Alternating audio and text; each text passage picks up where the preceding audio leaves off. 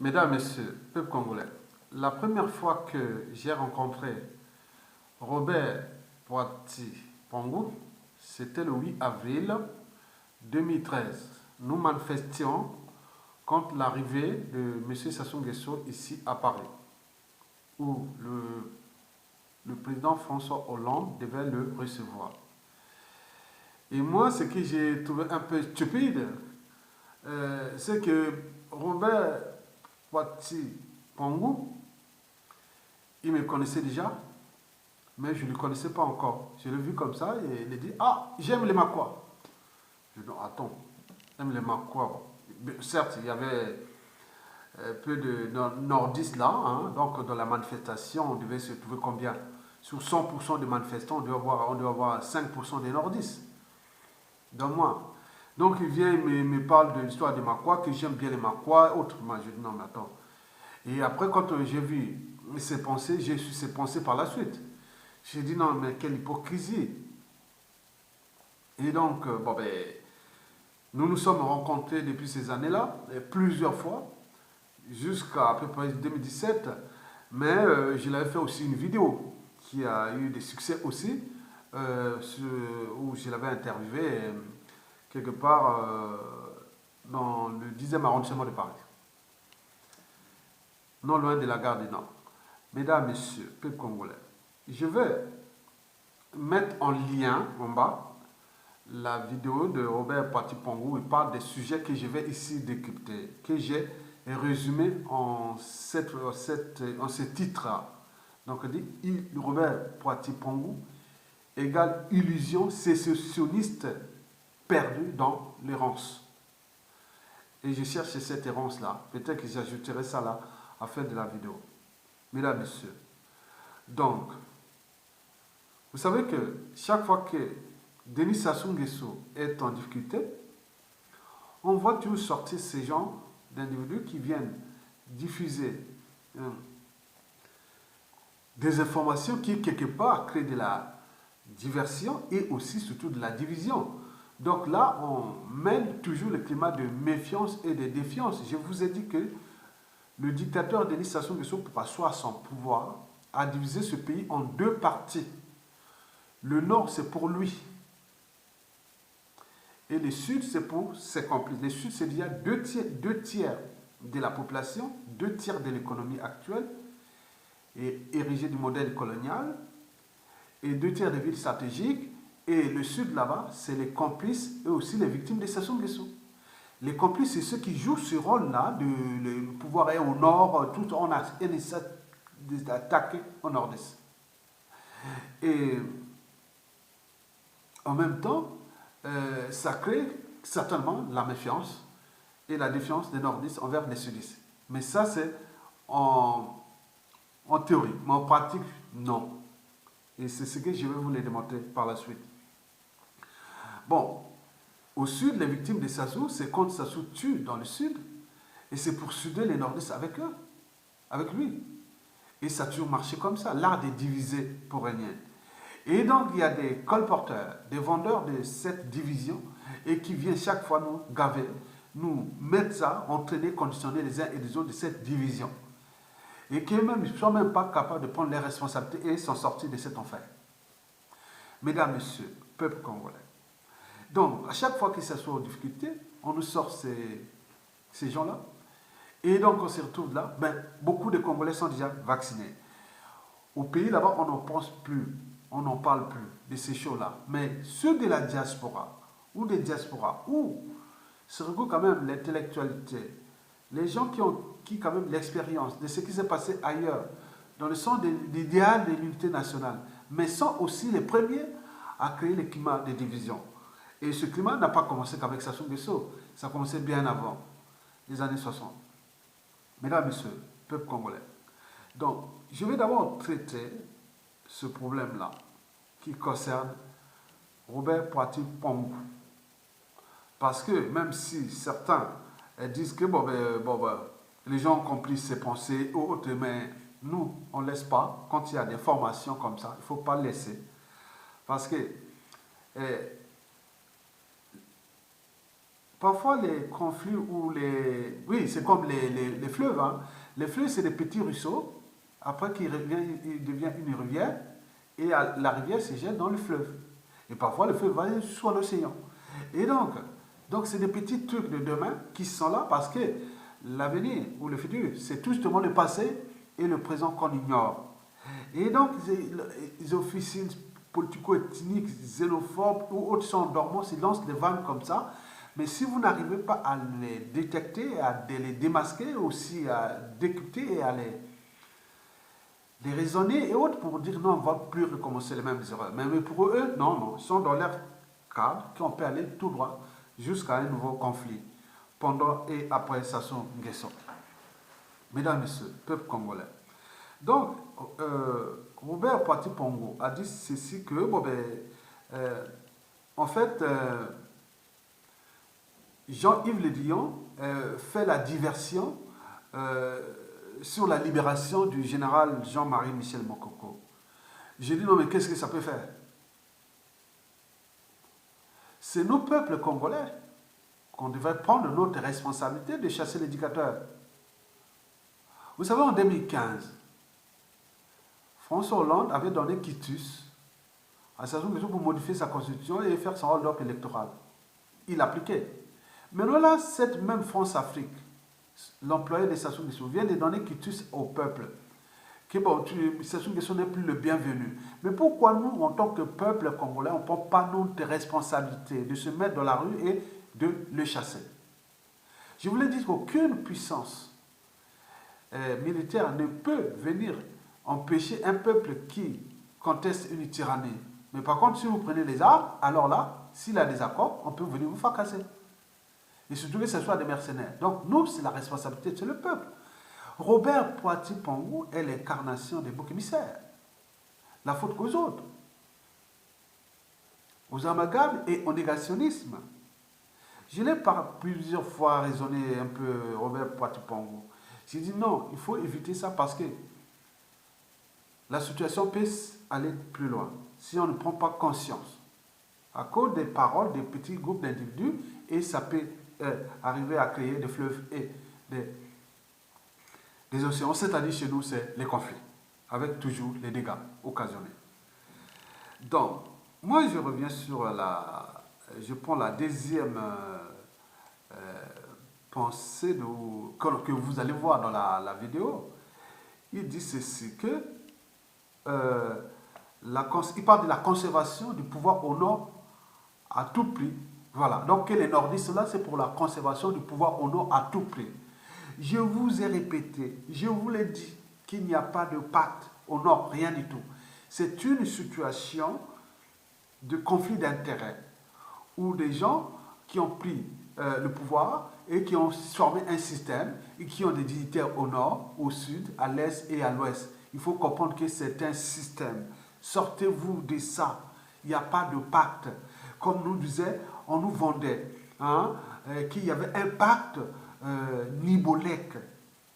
Nous, en France, ici, j'étais déjà, quand j'arrivais, c'est au moment que l'histoire arrive au pouvoir. Mais moi, tant que, comme j'ai un cerveau, hein, j'ai franchi les barrières de la tribu, de l'ethnie et autres, moi, je disais toujours, non, il ne peut pas avoir un pacte. Les tribus déjà au sud, ne peut pas. C'est un groupe d'individus qui dit, bon, ben, on veut maintenant avoir ce pouvoir, c'est tout. S'il n'y a pas de pacte. Au nord, c'est pareil. On répète ça tout le temps.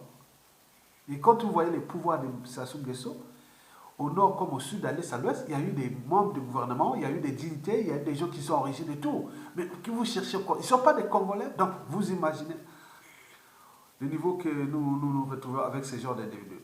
Donc, pour RPP qui ne vient que charger les nordistes sur ces problématiques géopolitiques, là, il faut se dire que c'est un aveu hein, que Robert Poiti Pongo, c'est un xénophobe en puissance. C'est un tribaliste en puissance, un géopolitocrate en puissance, c'est-à-dire nord-sud. Oui, le sud Congo imaginaire. Oui, il faut se dire que Robert Poiti Pongo fait le jeu de Sassou Nguesso, de la division. Et ce n'est pas bon au moment où nous cherchons à se débarrasser de cette tyrannie. Mesdames et messieurs. Donc il ne faut pas compter sur les étrangers. Il faut compter sur nous-mêmes pour se libérer. Il ne faut pas aller chercher que le nord au sud, est, ouest.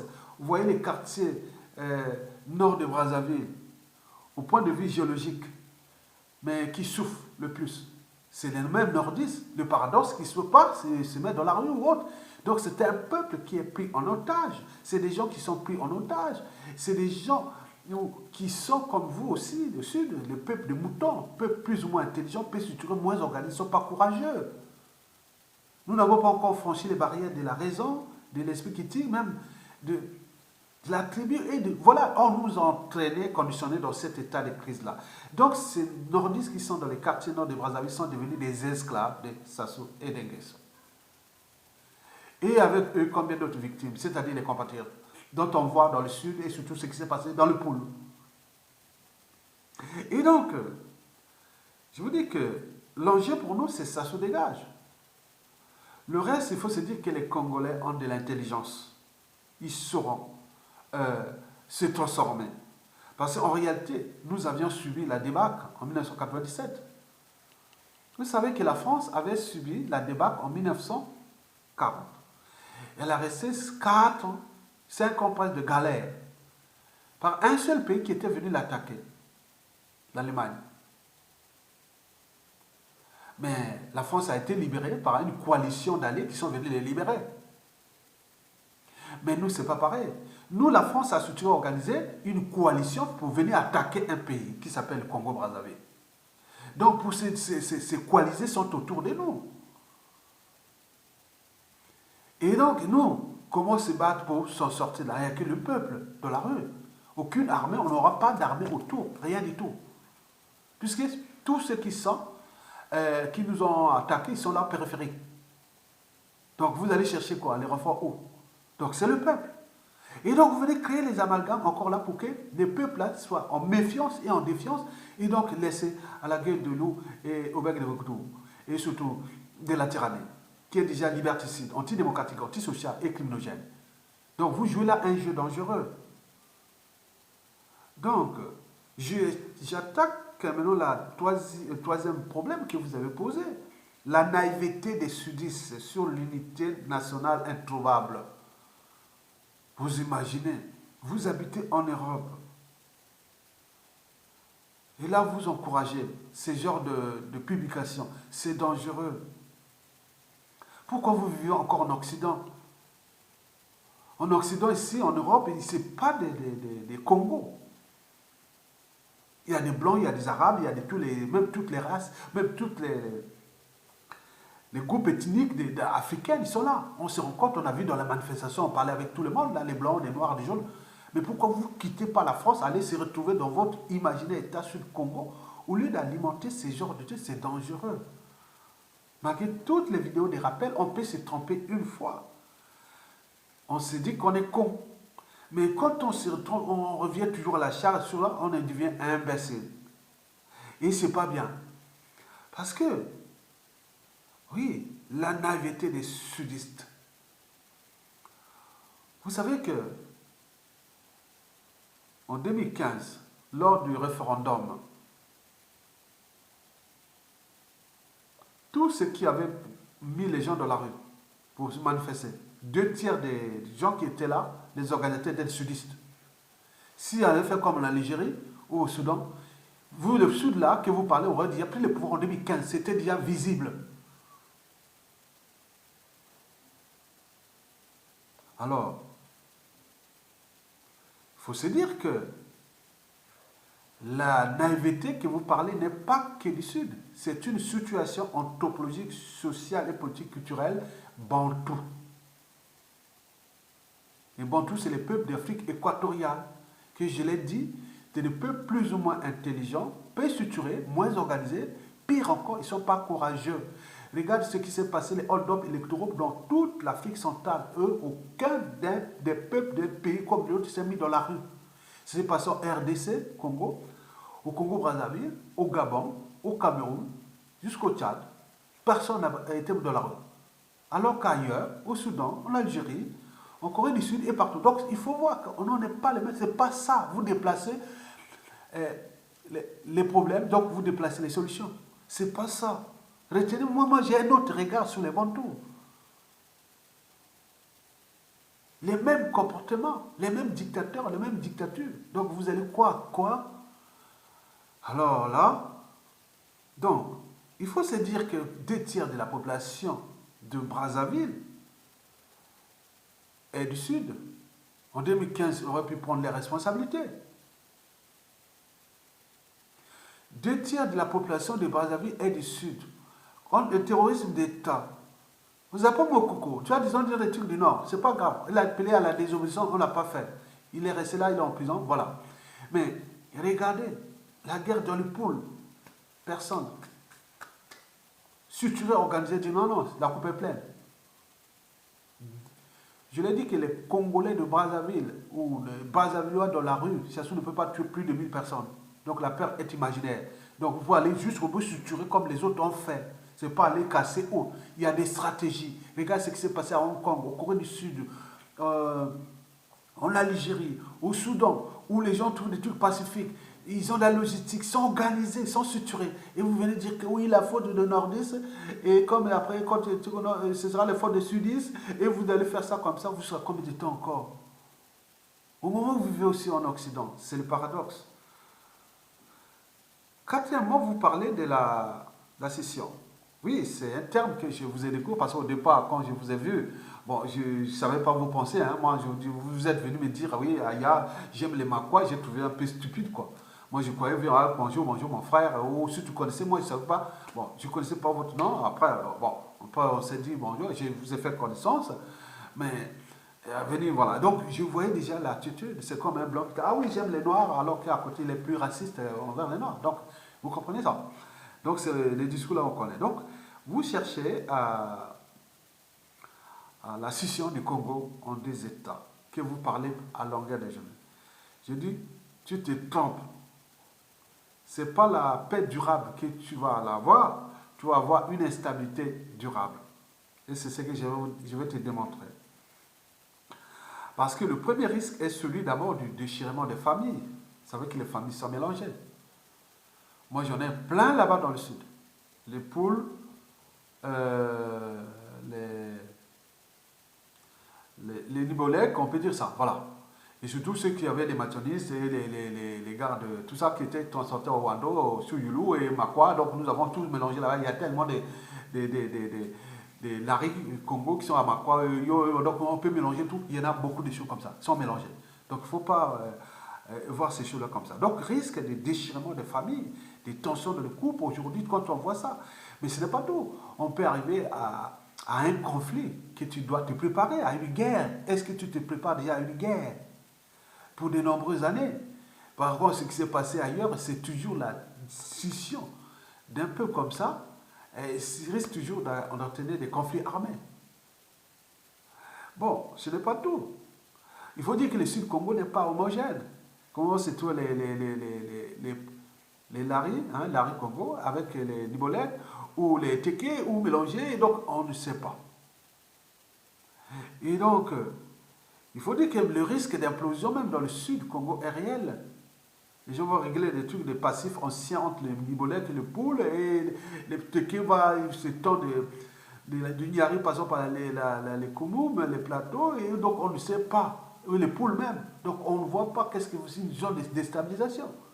Donc vous voulez déstabiliser le Congo en fait, comme le fait Sassou Nguesso.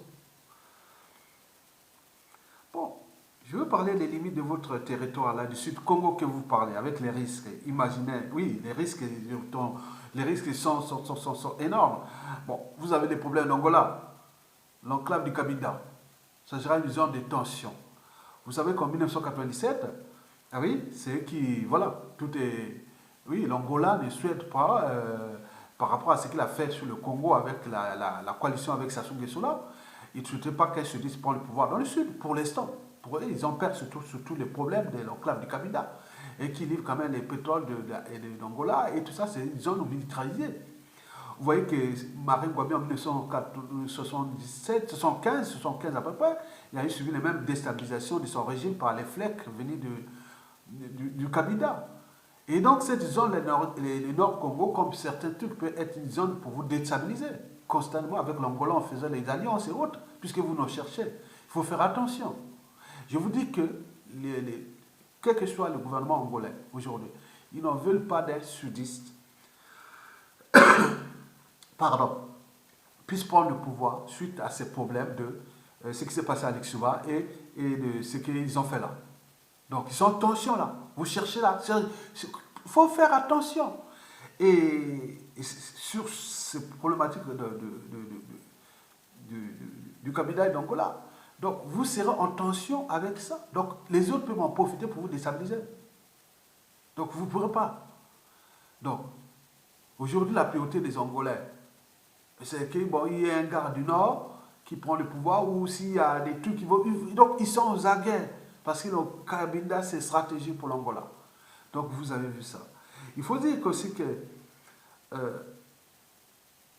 les limites de ton Sud-Congo, qui sont qu'avec la mer et une partie de la RDC, toute petite, et toute petite partie du Gabon aussi, mais déjà que le Nord a déjà la Centrafrique, le Cameroun, 2 tiers des tribus du Gabon, 50% des tribus de la RDC, et donc il y a beaucoup de choses comme ça qui peuvent être des sujets de déstabilisation. Donc vous savez ça, déjà la guerre, on se déchire avant, après on arrive à la guerre civile, qui va à rien, parce que les gens, on ne partira pas comme ça, s'ils veulent ça, on se bat. Ce ne sera pas politique, hein. Référendum, on n'en veut pas, taux de détermination, on n'en veut pas. Mais vous allez faire quoi? Bon, on va rentrer dans les conflits.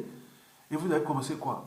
Et après, vous allez faire la situation comment? Et arriver là. Non, je vous dis parce que c'est des hypothèses que d'autres, dans les officines, les gens parlent comme ça, mais je dis que les risques sont énormes. Surtout sur ces problématiques des frontières et des tribus. Le Sud-Congo sera déstabilisé en permanence. Les Tékés s'étendent jusqu'au nord. Eh bien oui, vous avez l'intérêt. Mais entre vous et autres, attends, le Cabinda, et non, c'est une unité nationale. Et avec des priorités que je vais vous les dire par la suite. Bon, il faut se dire que pour les vraies opinions congolaises aujourd'hui, quand on voit côté sud, et bon, on dit, bon, pourquoi vous voulez séparer? Bon, si on vous pose la question, c'est pour que se débarrasser des Sassou et des Boshi. Là, les sudistes sont à 80% pour. Mais c'est un échec intellectuel, politique et d'idéal d'unité nationale. Et vous vivez en France, en Occident, on voit qu'ici c'est un combat permanent, le son de l'unité nationale partout dans tous les pays. On cherche toujours à maintenir l'unité nationale parce que ce n'est pas gagné. Et vous, là-bas, vous voulez vous diviser et vous venez chercher refuge ici en Occident en parlant. Et d'autres là-bas, attendez, c'était l'idéal, l'unité nationale. Ça ne se décrète pas. Il faut la construire au gré des épreuves. Le Congo là est éternel.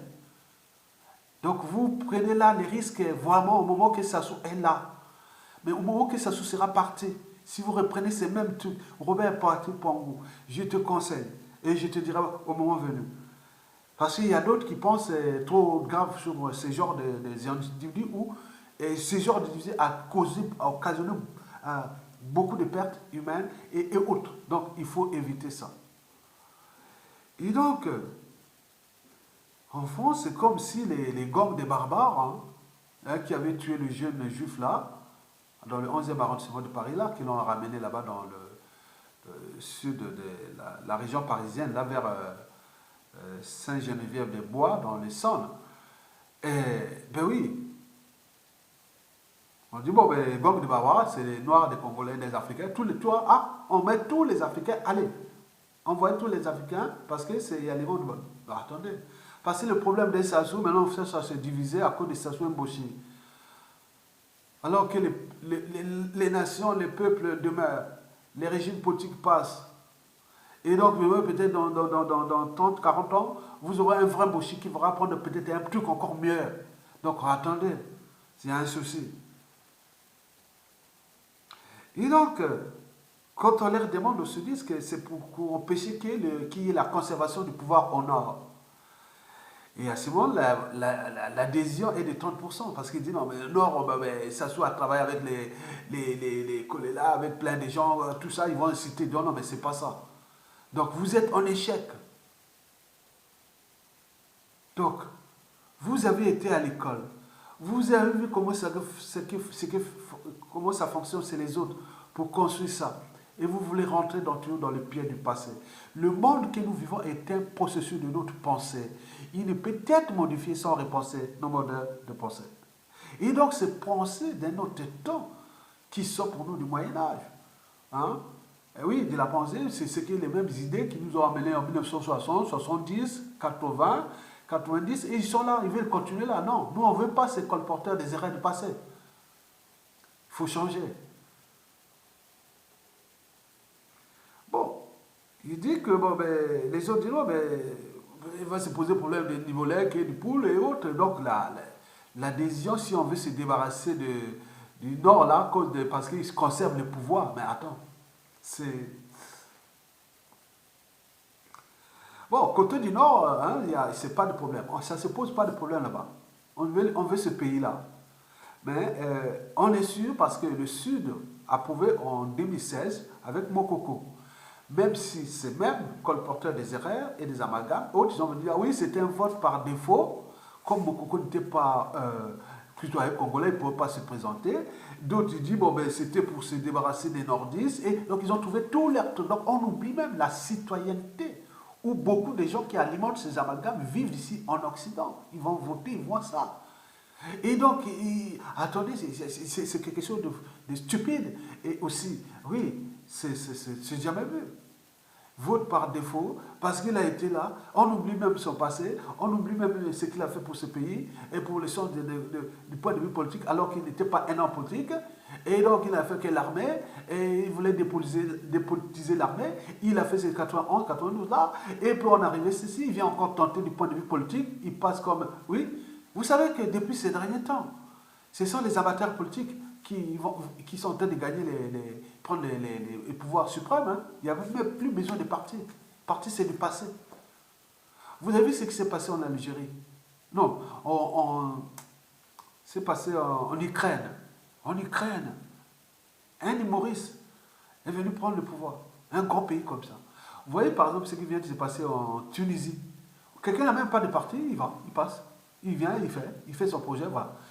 Vous avez vu Mokoko en 2016, il n'a même pas de parti, il sort de nulle part. Il vient, voilà. Donc demain, nous aurons des gens de plus en plus comme ça. Hein. Macron l'a fait avec le mouvement En Marche. Ce n'était pas un parti, il est né de quelques jours seulement. C'est un mouvement de campagne électorale. Maintenant, même si aujourd'hui, ça devient un parti. Mais il y aura beaucoup d'amateurs comme ça. Vous venez encore rester vos idées du passé et à jouer la division. On risque de tenir ce pays-là dans la mer. Donc, mesdames, messieurs, donc, en conclusion, je vous dirais que bon, ben, ce sont ces mêmes Africains que vous voyez ici en Occident et qui arrivent là-bas, qui vont apporter tous les drames là-bas. Parce qu'on voit les gens, quand je vous dis, quand on voit leurs pensées, et il faut être vraiment c'est-à-dire, pour quelqu'un qui vit ici, en réalité, ces gens-là pouvaient peut-être parler s'ils étaient qu'en Afrique. Mais le paradoxe, c'est qu'ils vivent ici en Occident. Où les jeunes, les vieux, tout le monde lutte pour l'unité nationale, pour les libertés fondamentales, pour le but de la condition humaine. Et ils sont là. Donc, ils en profitent, mais ils sont là, alimentent des trucs là-bas. Ils attendent pour un moment qu'aller appliquer des programmes et que même leurs conditions de vie qui sont ici, ou leurs enfants toujours gardés ici, ils vivent tranquillement et ils vont là-bas pour aller tisser les haines, les divisions et créer là. Vous voyez ces genres d'individus africains. Et donc, vous avez tout compris. Notre priorité, c'est Sassou et son système de gage. Et il va partir parce que, oui, le foyer hein, va toujours tomber. Parce que c'est là, on appelle ça l'apaisanteur, les lois de la nature. Vous mettez un foyer, il va tout tomber. P égale mg en physique, enseigné depuis le collège. Bon, en physique. Bon, donc ça va tomber. Il va tomber. Donc nous, ce n'est pas vos amalgames là. Si vous avez ces idées, allez l'accompagner puisque c'est un tribaliste. Vous allez l'accompagner pour faire la session avec lui. Mais dès que les autres vont prendre le contrôle, vous n'allez pas venir faire. Vous n'aurez même pas l'environnement parce que point de vue intellectuel et de tout ça, quand vous lancez un débat comme ça, on vous invite à la télé, on vous fait ceci, on vous met là, alors que vous pouvez avoir beaucoup de soucis pour ça. Donc les gens ne veulent pas ça, ils auront la priorité, la réconciliation, euh, les institutions nouvelles et penser le Congo de demain. Et donc, sur ce plan, nous avons les idées avec, pour le fédéralisme que nous avons pensé avec David Landy. Il y a Alexis Myeyuku, il y a plein de tous ces gens-là. On a les mêmes conceptions de cet état d'esprit qui va venir après. Il y en a beaucoup, donc on n'est plus dans ce beau monde des années 60. Et voilà, donc demain, le monde va aller de bloc en bloc. Donc nous, le but est d'abord de stabiliser notre pays et le consolider. Et puis, aller vers la CEMAC pour qu'il y ait beaucoup plus d'alternance et de dynamisme aussi, économique, politique et autres, dans la CEMAC. Après, on pourra s'étendre vers l'Afrique équatoriale. Parce que pour vivre en paix ou construire un havre de paix, il faut être en paix avec ses voisins. Ok, depuis 1997, en apparence, tout est calme, mais en réalité, l'Angola a peur du Congo, que si ça change, que voilà. La RDC, pareil, le Gabon. Et Gabon aussi, il dit, ah oui, nous avons amené Sassou et nous avons fait le bazar là-bas. Voilà, donc vous avez tout compris que tout autour de nous, ils sont en inquiétude sur la suite qui peut arriver au Congo-Brazzaville, parce que nous sommes un peuple intelligent. Si on se débarrasse de Sassou Nguesso là, vous allez voir qu'il y aura des transformations. Avec tout ce qui va venir des institutions nouvelles, de la réconciliation, de tous ces programmes qui sont déjà visibles, qu'on répète à longueur de journée. Je vous ai dit que par exemple pour le fédéralisme, j'ai fait des vidéos, il doit y avoir 5 ou 5 vidéos sur le fédéralisme, toujours 50 000 vues. Hein. Et donc vous imaginez.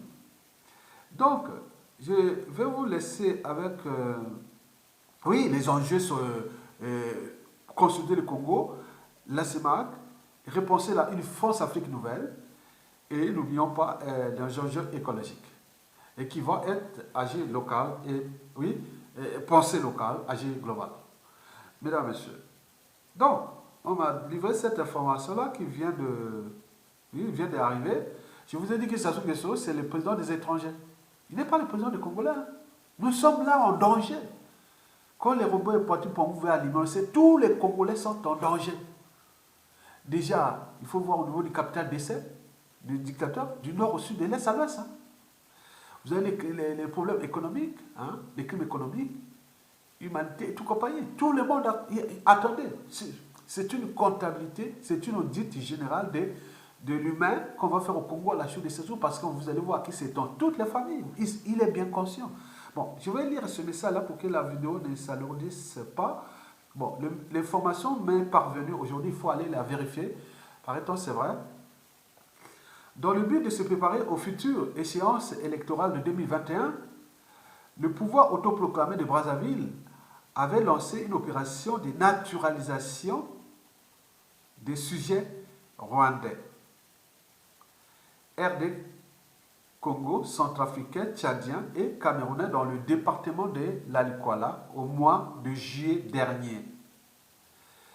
Le tyran Séni, chef suprême de la dette, avait mis en route une équipe d'agents recenseurs équipés d'un matériel d'identification dernier cri pour enrôler principalement ces sujets étrangers moyennant la somme de 5 000 francs CFA. Cette opération dans le... Attends, j'ai fait là. Voilà, je clique. Cette opération dont le point focal était le village de Macao, village natal du ministre de l'administration du territoire, enrôlé également certains enfants de moins de 15 ans dépourvus d'acte de naissance. Aujourd'hui, ces agents du système tyrannique de Brazzaville sont revenus distribuer les cartes d'identité uniquement aux sujets étrangers, suscitant ainsi la colère de la population. Les services d'immigration de la localité a donc procédé à la traque et aux arrestations des étrangers détenteurs de ces pièces suite au mécontentement de la population. Un bras de fer est engagé depuis ce matin, donc c'est aujourd'hui, hein, entre les Congolais et les sujets étrangers, plus nombreux que les Congolais dans le département enclavé. dans les heures et jours qui suivent, un carnage risque de se produire dans l'une des localités du département de l'Aïkwala, peuplée à 87% par des sujets étrangers. Donc, vous avez vu, hein, bon, donc, il y a encore des gens au Congo qui ont encore la volonté de protéger le pays. Mais vous voyez comment Sassou fait là. Moi, je trouve que c'est stupide pour Sassou. Même 1% des gens qui les votent, ils gagnent. Mais pourquoi aller mettre tous les moyens pour peupler ce département qui est des étrangers? Et je l'ai dit d'ailleurs aux étrangers, désolidarisez-vous des Sassou Nguesso. Parce que le moment venu, ceux qui sont, oui, je vous informe que la coupe est pleine. Moi, je ne serai pas le ministre de l'immigration, je serai encore le plus civilisé. Mais les autres qui sont à côté, mais attention. Donc, vous serez de repartir à autre. Et ce n'est pas que là, c'est dans tout le pays, dans le sud, dans la Pointe-Noire, Brazzaville, partout, il n'y a que ça. On est en train d'apporter les étrangers pour se préparer à la dynastie des Sassou et des Nguesso, ou même l'État tribu, Mboshi. Et donc, tout est maintenant visible. Donc, il faut prendre votre responsabilité de prendre cette information-là au sérieux. OK? Donc, je vous laisse là et je laisserai le lien de la vidéo de Robert Poitipongo avec mon compatriote Mingwa Biango. Je mettrai en bas de ce message qui vient d'arriver là. Hein. Donc, vous aurez en titre, vous aurez à voir ce message. Et après, bon, en bas, je mettrai aussi le lien de la vidéo de Robert Poitipongo. Mesdames, Messieurs, peuple congolais. Donc, vous avez tout compris. Quand vous êtes citoyen, vous avez des droits et devoirs envers votre pays, votre peuple et autres. Donc, vous pouvez agir en toute autonomie. Ce n'est pas le fait d'appartenance. Moi, on me disait du Nord. Mais regarde, moi, je suis là. Je ne vous regarde plus comme du Nord au Sud. Et moi, je ne vois plus ça. Je suis des années en Europe. Moi, je vous vois au niveau de l'humain, les convictions, les autres. Voilà. Donc, je n'ai plus rien à voir avec vos histoires de tribus, de ceci. Vous parlez là, surtout au niveau politique. Donc, la tribu, pour moi, je prends dans mon sens culturel. Comme je vous dis que je suis de Makwa, hein, la tribu Makwa. Voilà. Point de vue culturel, demain, moi, je serais content d'être à l'heure dans ma tribu, du point de vue culturel, des langues, les mœurs, autres. Mais, du point de vue politique, autres, non, zappez ça. Donc, vous devez vous rendre compte que les gens-là se préparent à un coup tordu, hein, ils préparent des coups tordus contre le peuple. Et comme nous sommes des peuples de moutons, et c'est-à-dire plus ou moins intelligents, plus structurés, moins organisés, et ils sont en train d'agir. Et donc, le risque, c'est que cette dictature va se terminer par le chaos. Et dans le chaos, c'est eux qui vont perdre, ce n'est pas le peuple. Il y aura certes la casse, mais ils vont perdre gros. Et donc, on leur a envoyé des lettres de rappel et qui ne veulent pas prendre aussi des risques de dire non, mais écoutez, on trouve une solution, on y va. Et donc, la France a donné sa parole. Si elle tient à sa parole, donc on peut sortir de manière noble et légitime et noble de cette situation. À défaut, ça peut se terminer par le chaos. Et le chaos, donc avec ce qui s'assume que sur sa force Afrique qui vont perdre. Quoique, si on place un autre pion, puisque le peuple n'a pas pris ses responsabilités. C'est tout le questionnement. Mesdames et messieurs, je vous remercie.